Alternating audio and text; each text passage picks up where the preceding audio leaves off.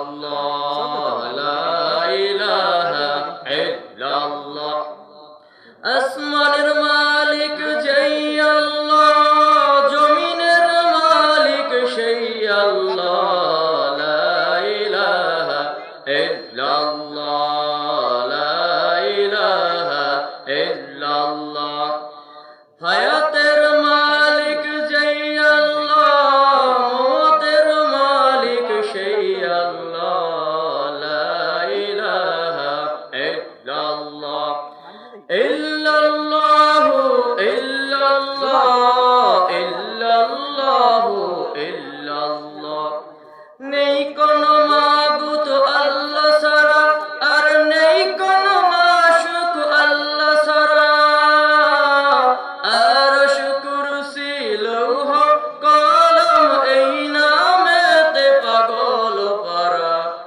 লা ইলাহা ইল্লাল্লাহ লা ইলাহা ইল্লাল্লাহ লা ইলাহা ইল্লাল্লাহ মুহাম্মাদুর রাসূলুল্লাহ সাল্লাল্লাহু আলাইহি ওয়াসাল্লাম।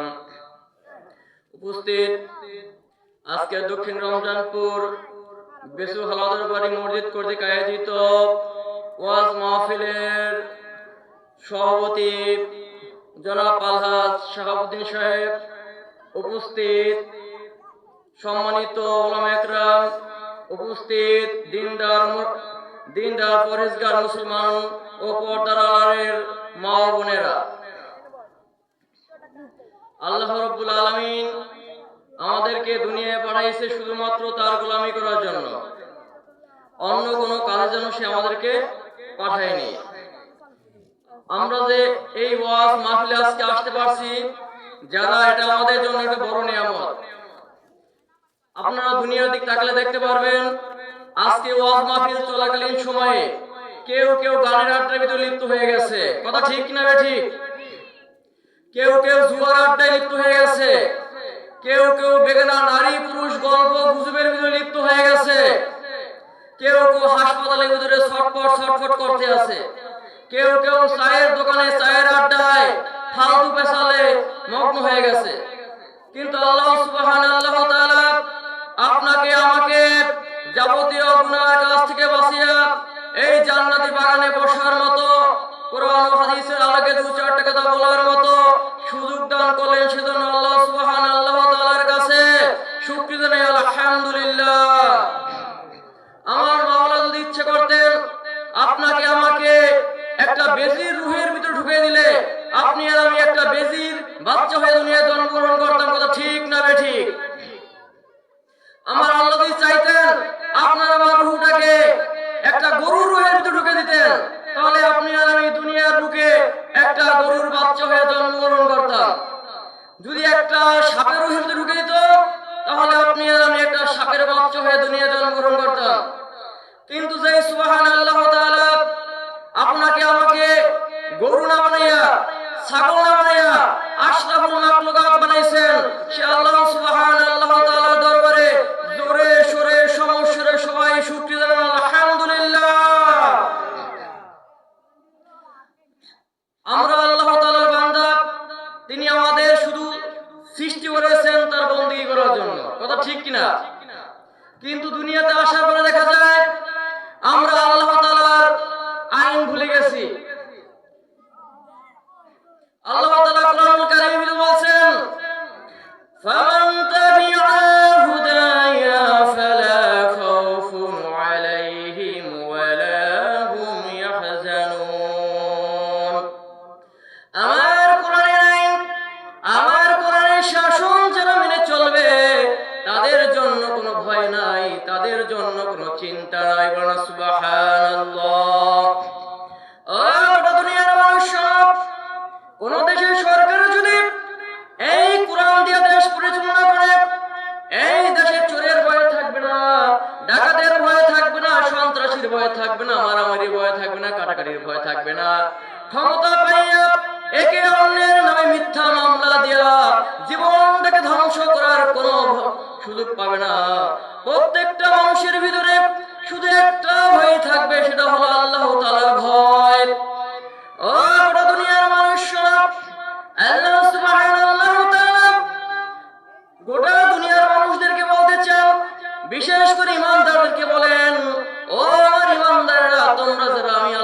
বিশ্বাস করেছো, আমি কি তোমাদেরকে এমন একটা ব্যবসার কথা বলবো, এমন একটা বাণিজ্যের কথা বলবো যেই ব্যবসা তোমাদেরকে জাহান্নামের আগুন থেকে বাঁচিয়ে দিবে।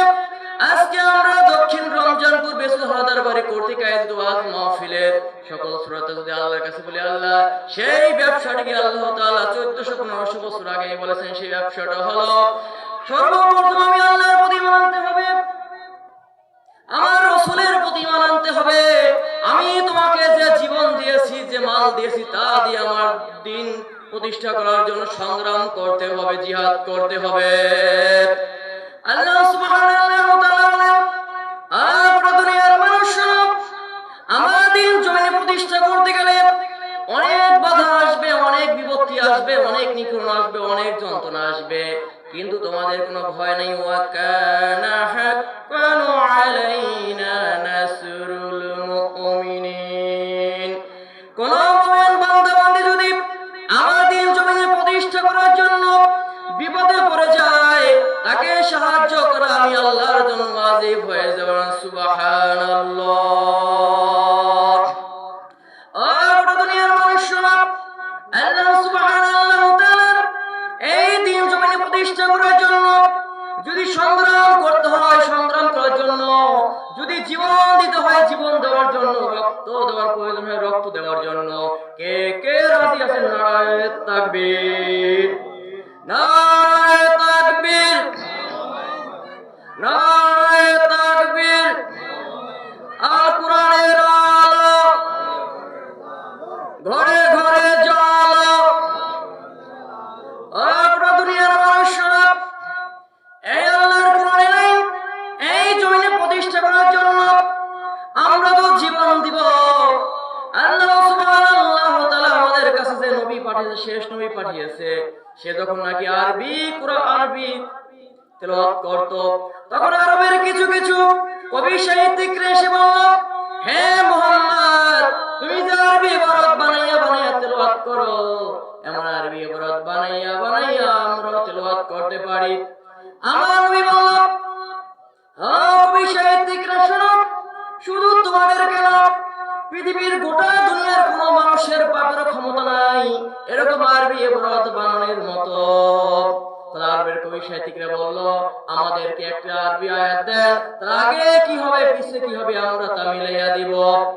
আল্লাহ রাব্বুল আলামিন হুজুর পাক সাল্লাল্লাহু আলাইহি ওয়াসাল্লামকে বলল, ও বন্ধু, তুমি ইন্না আতাইনাকাল কাউসার এই আয়াতটা তাদেরকে লিখে দাও, তারা যদি পারে এর আগে কি হবে পিছে কি হবে তারা মিলাইয়া দাও।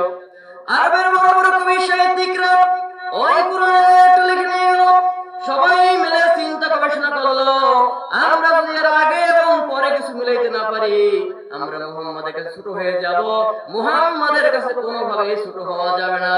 তারা হাজার চেষ্টা করার পরেও তারা এর আগে কি হবে পরে কি হবে তারা মিলাইতে পারলো না।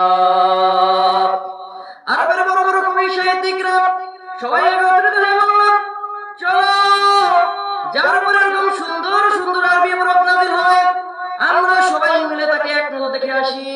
তারা সবাই গিয়ে হুজুর সাল্লাল্লাহু আলাইহি ওয়াসাল্লামকে বলল, ইয়া রাসূলুল্লাহ, ইয়া হাবিবাল্লাহ, আপনি আমাদেরকে লিখে দিয়েছেন ইন্না আতাইনাকাল কাউসার, আমরা এর সাথে যোগ করে দিলাম লাইসা হাযা কালামুল বাশার।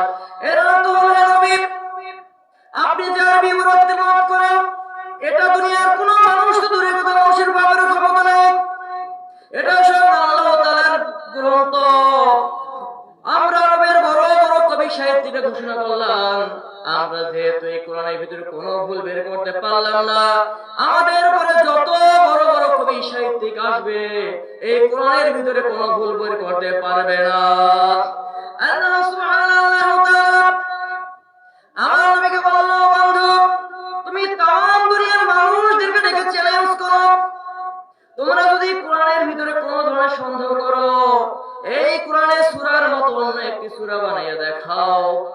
তো এর জন্য যদি তোমাদের যাবতীয় জিন ও ইনসানের প্রয়োজন হয়, তোমরা সাহায্য গ্রহণ করো।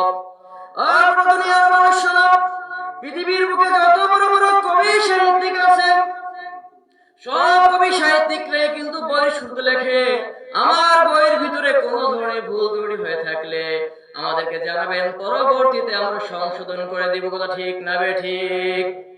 কিন্তু আল্লাহ সুবহানাহু ওয়া তাআলা আমাদের জন্য এমন একটি গ্রন্থ নাযিল করলেন যার শুরুতেই বলে দিলেন, যালিকাল কিতাবু লা রাইবা ফি, এই কিতাবের ভিতরে কোনো সন্দেহ নাই। ও বড় দুনিয়ার মানুষ, এই কোরআন যারা তেলাওয়াত করবে না, এই কোরআন শরীফ যারা শুদ্ধভাবে তেলাওয়াত করবে না, কোরআন শরীফ শুদ্ধ না হয় তার নামাজ হবে না, আর যদি নামাজ না হয় তার জন্য জান্নাত হবে না। এই বড় দুনিয়ার মানুষ, আমাদের সমাজে দেখা যায় আমরা অনেকেই নামাজ পড়ি, কিন্তু কখনো কিন্তু আমরা দেখি না আমাদের সূরাত কালাম ঠিক আছে কি নাই। কাজে আমরা আজকে ওয়াজ মাহফিলে যারা আছি, এই মাইকের আওয়াজ যত দূরে যাচ্ছে, আজকের পর থেকে সবাই মসজিদে হুজুরদের কাছে যাই বলবেন, হুজুর আমি একটা সূরা পড়ি, দেখেন হয় কি হয় না। কারণ বাবারে আপনার সূরা যদি না হয় আপনার নামাজ হবে না, নামাজ যদি না হয় আপনি জান্নাতে যেতে পারবেন না।